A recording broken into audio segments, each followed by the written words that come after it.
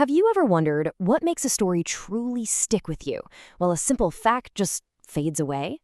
Well, we're about to dive into one of the most powerful tools any writer has, turning that dry fact into a memorable story. Let's see how it's done. Okay, so listen to this sentence. It's a fact, right? Super direct. It tells you what happened, but that's it. On its own, it's just a piece of data on a historical timeline. So what's the secret sauce? Well, it's all in the details, the context, the emotion. That's what turns a simple sentence into a story that we remember for years. And we're going to break down exactly how you can add that same power to your own writing. All right, let's open up the toolkit. We're going to look at a couple of key tools for adding these details.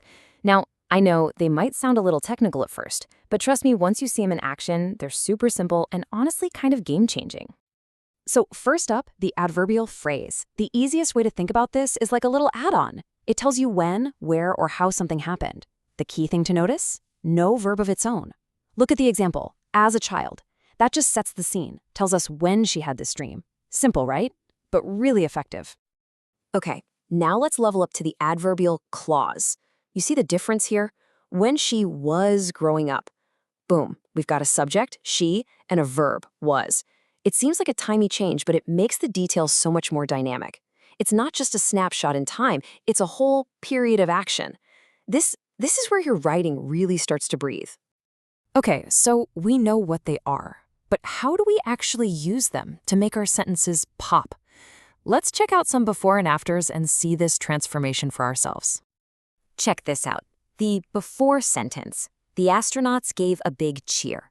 It's fine, it works. But it's a little flat, you know? Now add, as they blasted into space. And suddenly, you've got action. You've got excitement. You can literally picture it in your head. It answers that crucial question, when did they cheer? You know, it's not just what you add, but where you put it. Look at this. When we move that clause to the front of the sentence, we have to add that little comma. And that comma does something really cool.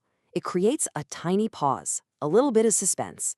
After it entered the Earth's atmosphere, and then the payoff, the spacecraft landed safely. It's a simple trick, but man, it makes the whole thing flow so much better. So the big takeaway here is that this isn't some kind of abstract magic. It's a formula, a repeatable process. Seriously, you start with your main idea, then you ask yourself a question, when, where, why, how, and then you just combine the two. You can use this method to make literally any sentence richer and more interesting. All right, let's see how this stuff works out in the wild, because the kind of detail you add can totally change the vibe of your writing. We're going to look at two very different examples, a super informal blog post and a really formal biography. So this quote is from astronaut Sunita Williams's blog while she was on the International Space Station. How cool is that? And look at the detail here. Great to eat fresh food again. That's not just a fact. It creates a feeling. It's personal. It's relatable. I mean, who can't relate to that?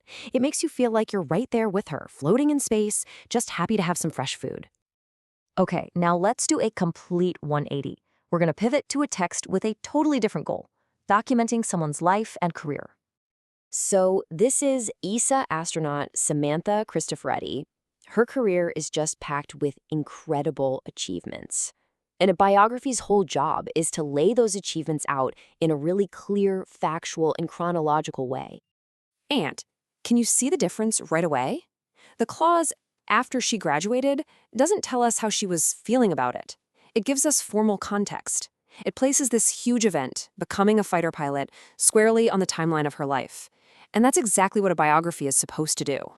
So let's put them side by side. It's the same grammatical tool, right? But with two totally different effects. In the blog, the details are all about creating a personal mood, a vibe. In the biography, they're all about providing factual order, a sequence of events. And the lesson here is huge. You have to match your details to your purpose, always. Okay, we've covered a lot of ground here, the what, the how, and the why. So let's wrap this all up and get you ready to put it into practice. So here's your mission if you choose to accept it. Your job as a writer isn't just to list facts, it's to be a storyteller. So use these adverbial clauses to answer the questions your reader has in their head, play around with your sentence structure to create impact, and always think about what kind of story you're trying to tell. Look, a simple fact is just a starting point. It's a seed. How you choose to water it with the right details, well, that determines whether it stays a tiny seed or grows into a story that people will remember. So what story are you going to tell?